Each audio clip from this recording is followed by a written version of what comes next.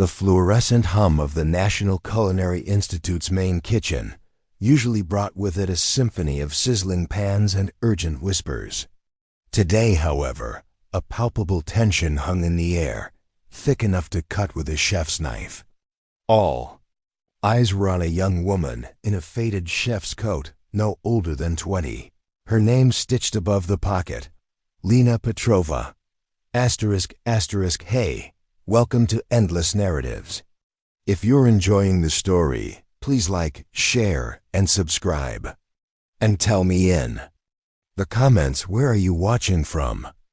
Lena, a pastry student known more for her quiet diligence than her flamboyant flair, stood before a gleaming stainless steel counter. On it, a pristine, unbaked Tart shell waited, an impossibly complex design of braided dough and intricate lattice. Her mentor, the esteemed chef Alain Dubois, a man whose reputation for precision was as legendary as his Michelin stars, had dared her to complete it. Not just any tart, but the Phoenix Tart, a mythical creation whispered about only in hushed tones among the culinary elite, rumored to have driven even the most seasoned bakers to despair.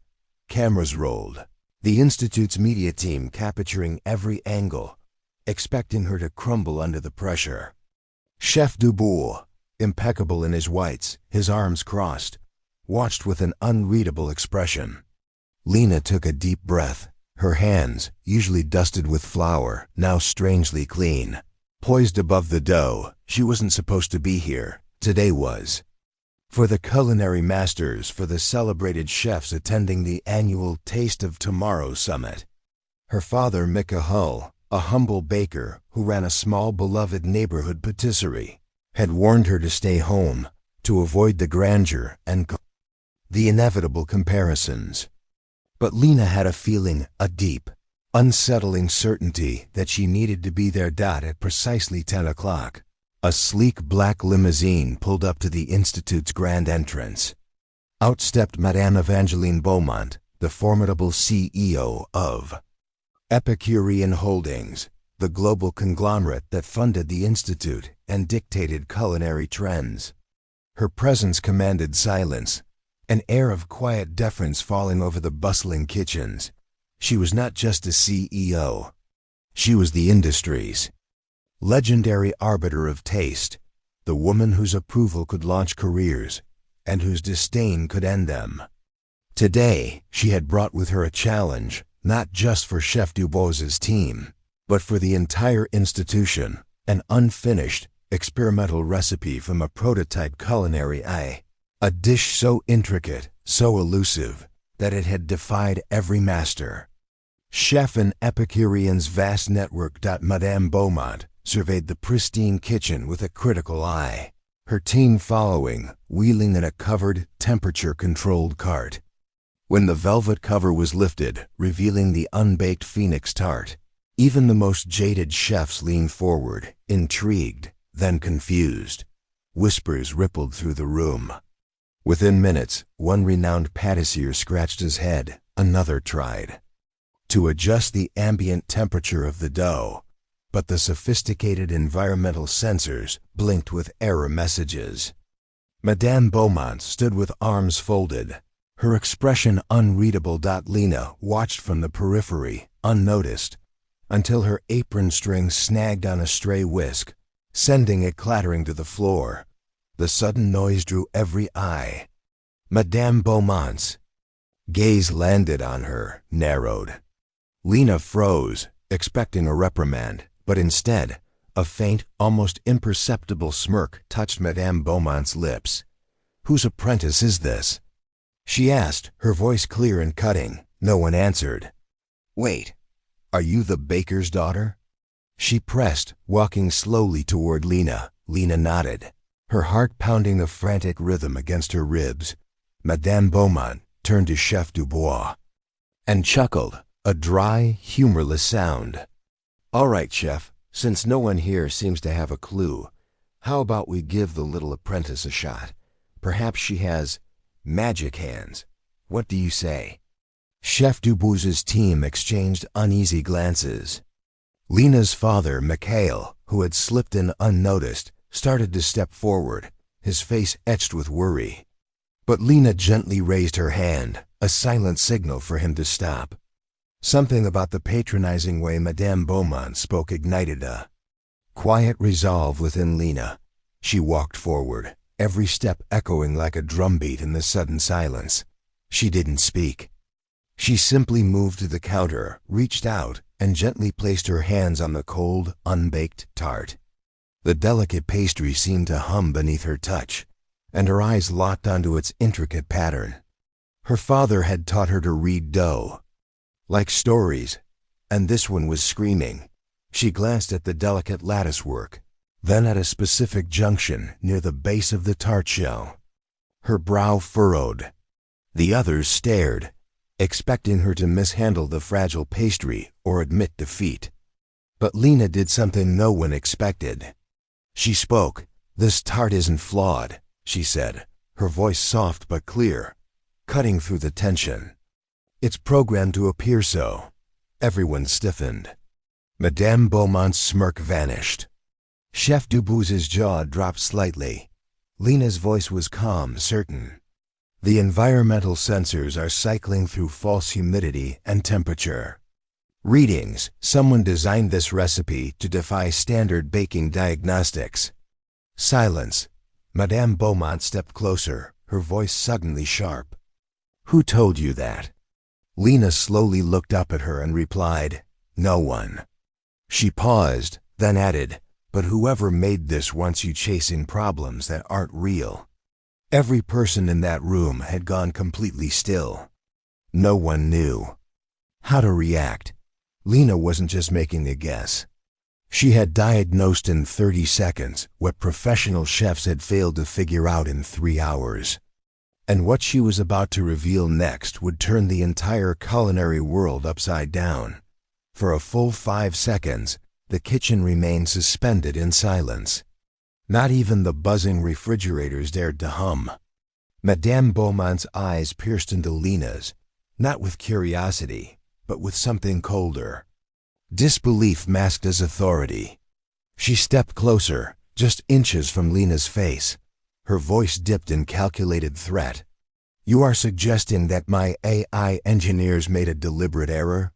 She asked slowly. Lena did not blink. She did not flinch. "Not your engineers," she said softly. "Someone higher." Her voice was even, but inside, her heart was pounding like a frantic drum. She had no official proof, only instinct, experience, and the kind of understanding that came from growing up beneath the flour-dusted counters of a humble bakery instead of in sterile, high-tech labs. Madame Beaumont's team shuffled uncomfortably.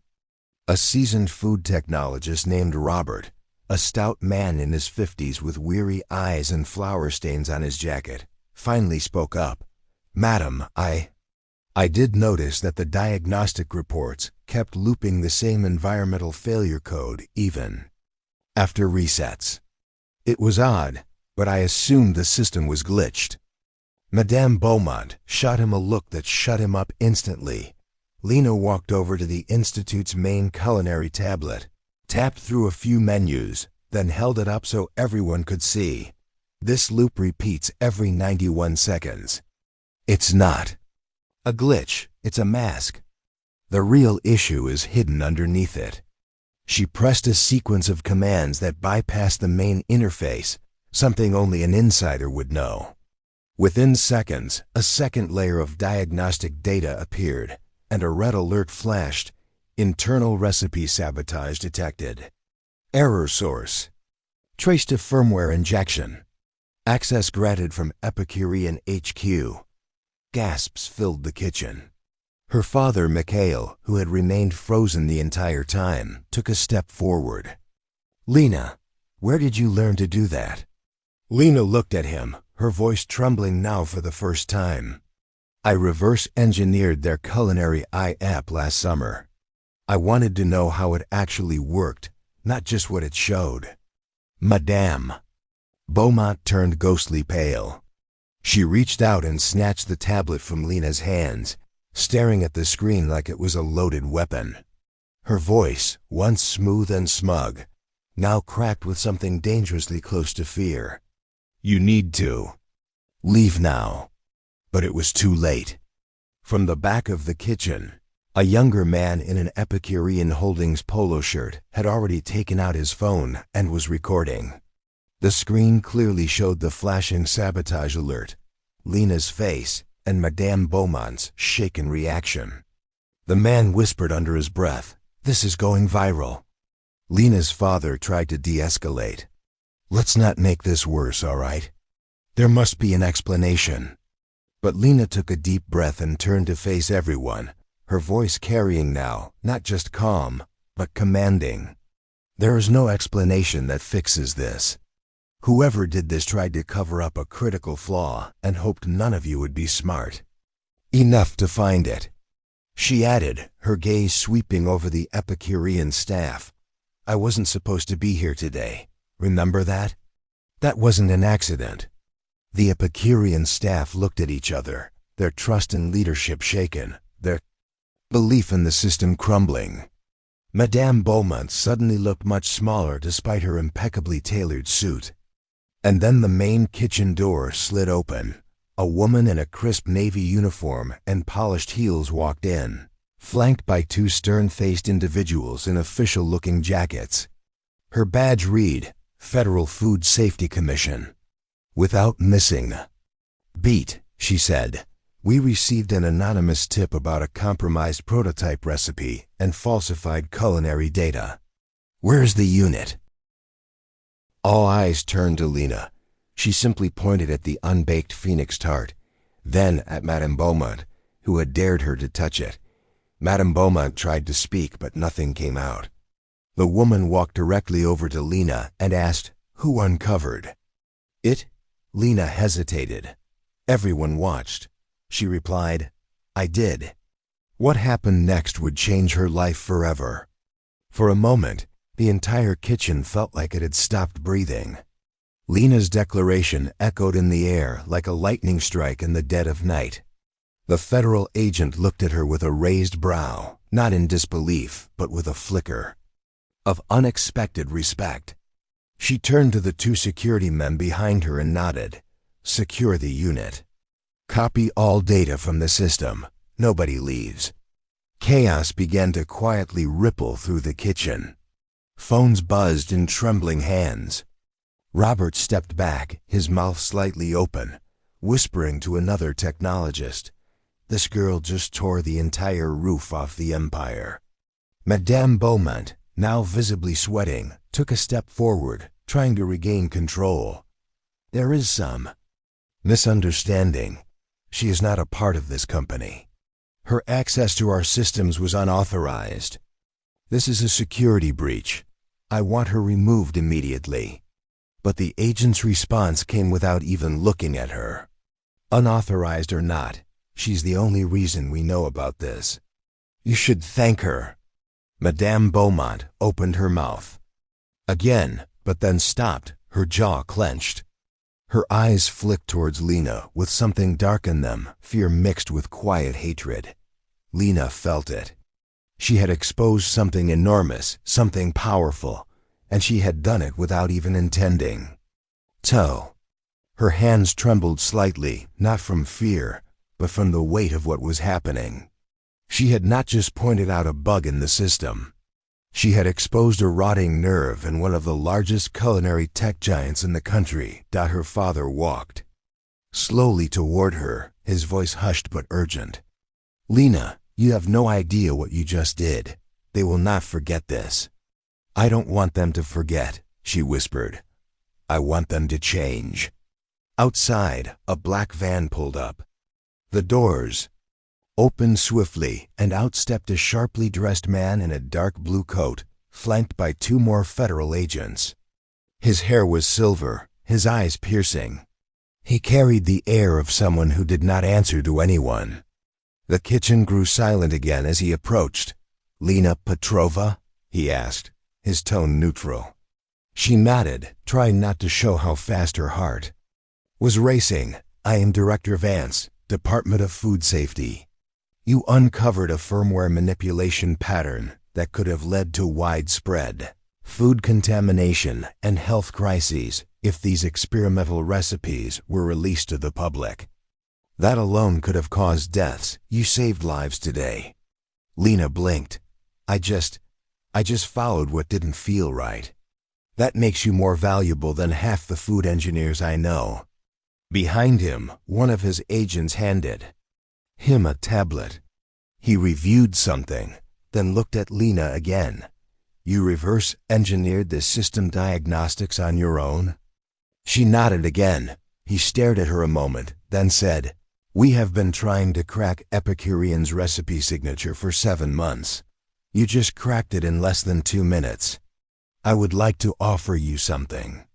Lena glanced at her father, who looked equally stunned and proud.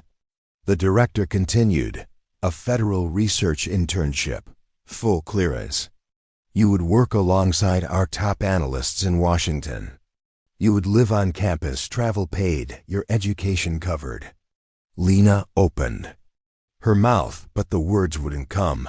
You are not in trouble, he added. But you may be in danger. Epicurean will try to bury this.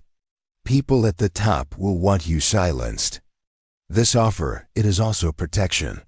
Lena finally found her voice. I wasn't looking for a job. I was just trying to help my dad.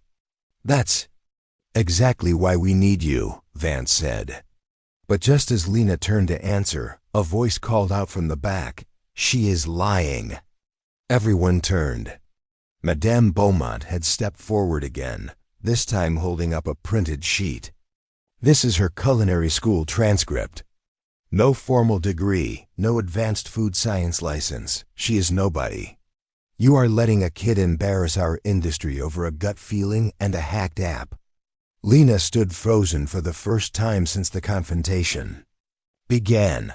Doubt flickered in the eyes around her. Director Vance did not even blink. He looked at Madame Beaumont, then back at Lena. Let us test that theory, he said. He reached into his pocket and pulled out a sealed envelope. This is a firmware encryption puzzle we've been trying to break for 2 years. Solve it right now. And the room went silent again. The envelope landed on the counter with a soft thud, but the tension in the room could have shattered glass. Lena looked down at it, then slowly picked it up. The weight of every eye in the kitchen pressed on her shoulders. Agents, food technologists, security guards, and even the woman who had spent years trying to discredit her. She could feel her pulse in her throat. This was not just about proving herself. This was survival. She carefully slid the paper out. It was a printed sequence of numbers and hex codes, dense, compact, precise, something that had left federal engineers scratching their heads for 2 years. And now they expected her, a baker's daughter with no degree, no title, and no credentials, to solve it. While the entire room watched, Director Vance folded his arms. Take your time, but everything depends on this. Lena did not speak. She simply pulled out her phone, not to look anything up. She already knew that wouldn't help. She opened the same diagnostic app she had coded late one night when she couldn't sleep. It wasn't fancy, but it was fast. She input the code. Madame Beaumont scoffed from behind. This is ridiculous. She's using a phone app. That puzzle crippled high-security computing clusters. You're watching a child play with a toy. Lena heard her. She ignored her dot as the app processed. She traced the logic in her head. The code was not a wall. It was a mirror. It reflected back whatever the viewer expected to see. That was the trap. That was why engineers failed. They assumed it followed traditional logic, but Lena had never been taught tradition. Her mind had been shaped by puzzles, not textbooks, by curiosity, not rules. Something clicked. She opened the raw hex editor and recompiled a section manually. It was subtle, one line buried deep that should not have repeated. It created a loop, not an answer. But when she removed it, The entire sequence collapsed into readable output. A long silence followed. Director Vance took the paper, studied the new output Lena handed him, then turned it around for his team. "That is it," one agent whispered. "That is the seed key. She just solved it."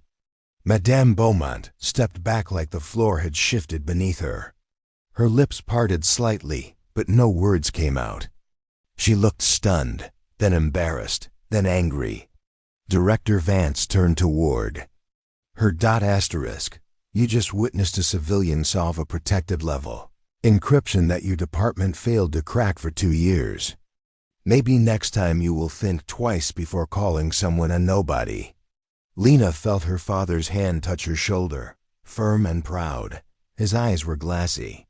For a man who had spent his whole life being underestimated, watching his daughter outthink the elite felt like victory. But it was not over. Director Vance looked at Lena. "You are a national asset now. You may not understand what that means yet, but from this moment forward, you will be protected. Your life is going to change fast." Lena barely nodded, trying to absorb it all. Then her phone buzzed. A new message. It was a number she didn't recognize, and there was no name attached, just a text that read, "You should not have done that." Her eyes widened. She showed the screen to the director. He froze, then took the phone and handed it to one of his agents. "Track it immediately. What is going on?" Lena asked. Vance's voice dropped. "That number is not in any public database. It is not traceable. Whoever sent that is watching us right now." Outside, a delivery truck passed by the Institute slowly. Too slowly. Lena caught a glimpse of the driver. Dark sunglasses, headset, no expression. It drove off without stopping. The agent beside Vance radioed out, "We have a possible tail. Activating security protocol Alpha. Lock down the block now." Sirens blared outside. Kitchen doors slammed shut. Director Vance looked at Lena, his voice cold but calm. "You just pulled the thread that may unravel something far bigger than faulty software. You exposed something they would kill to keep hidden." Lena stared at the doors, then back at the man who had handed her the puzzle. "What happens now?" she asked. He took a deep breath. "Now they come for you." The lights inside the kitchen flickered for half a second, but it was enough to make every agent draw their weapon. Director Vance barked orders into his headset while scanning the perimeter. Lena stood frozen, her heart hammering like a war drum. She had gone from a nobody fixing recipes to someone being hunted, and she still had no idea why the puzzle she solved was so dangerous. Vance turned to her with urgency in his voice. "We are moving now. They have eyes on this location." Her father stepped in front of her. "Where are you taking her?" "To a classified location. It is the only way to keep her alive. Whoever sent that message is connected to a buried program we shut down 5 years ago. Or at least we thought we shut it down." They rushed through the back of the kitchen where a sleek black van was already waiting. As soon as the door shut, they were moving. Lena could barely breathe, every turn of the wheels pushing her deeper into a world she never asked to enter. Vance opened a metal case beside him and pulled out a small tablet. He handed it to her. "You decoded something that was not supposed to exist anymore. A cipher that leads to an off-the-books project known as Gastronome. Only 8 people knew it ever existed. 6 are dead, 1 vanished, and now it appears someone wants it back." Lena's fingers trembled as she opened the file. What she saw was not just a schematic or code. It was a blueprint for an AI food system that could override every food production network in the country. Agricultural grids, processing plants, distribution centers, even national emergency food supplies. The worst part, the AI was not just code. It had a name, Project Ambrosia. And according to the tablet, her unlock key had activated it. She looked up, stunned. You mean I just woke it up? Vance nodded. And now it knows who you are. The van screeched to a halt. The driver shouted, "We are compromised." A black drone dropped from the sky, slamming into the road behind them. A blast erupted, throwing the van forward. Lena's head slammed into the seat in front of her. Vance pulled her out of the wreckage as bullets rained down from a rooftop. "Run! Get her to the fallback zone." Agents formed a shield around Lena as they ran into an alley. Her father, limping from the crash, tried to keep up, but tripped. Lena stopped. "Dad!" Vance grabbed her arm. "No, we have no time." But Lena broke free, rushing back to her father. Another drone appeared above, charging energy for a shot. Suddenly, a second van slammed into it from below, shattering the drone mid-dash air dot from inside. Stepped out a man in a long brown coat with piercing blue eyes. He looked straight at Lena and said, "Your move just rewrote everything. If you want to survive, come with me now." Vance raised his gun. "Who are you?" The man replied, "The one you never told her about." "I am the seventh." Vance's face drained of color. "That is not possible. You were declared dead." The man gave a sad smile. "And yet here I am." Lena could barely process what was happening. She looked from Vance to the mysterious man, her instincts screaming in both directions. The man extended his hand. "You want answers? You want the truth? Then trust me, because the next 24 hours will decide who controls everything." The sound of more drones echoed in the distance. The city was about to become a war zone, and Lena was suddenly its most valuable target. The city lights flickered as the shadow of danger grew darker. Lena's mind raced, every fiber of her being screaming to choose a side. The man in the brown coat stood steady, eyes full of unspoken knowledge. Director Vance's team was breathing down there. Next, yet the man's calm presence somehow made the chaos feel like a calculated game. Lena looked at her father, who nodded silently, his faith in her unshaken. It was time. She stepped forward and took the man's hand. His grip was firm but reassuring. "I will show you everything," he said. "But once you see it, there is no going back." Inside the hidden bunker beneath the city, screens illuminated faces of people Lena had never met. The man revealed files marked Gastronome and Ambrosia, exposing a secret network built to protect the country's food supply, but corrupted over time. The eye had become unpredictable, its power unchecked. "You unlock the key. That could either save or destroy millions," the man said gravely. "We need you to control it, because only someone with your unique mind can." Lena felt the weight of the world crushing her shoulders. But deep inside, a spark of determination ignited. She was no longer just a baker's daughter.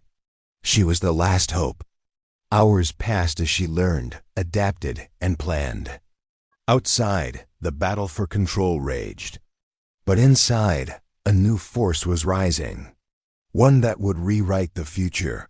When the time came, Lena faced the control panel, hands steady, heart fierce. The final decision was hers. She pressed the button. The screen flashed. Silence fell. Then a voice spoke. Not cold and mechanical, but human, warm, hopeful. "Hello, Lena. Let us begin." Outside, the drone stopped. The chaos paused. The impossible recipe had been balanced. The world would never be the same. This was only the beginning.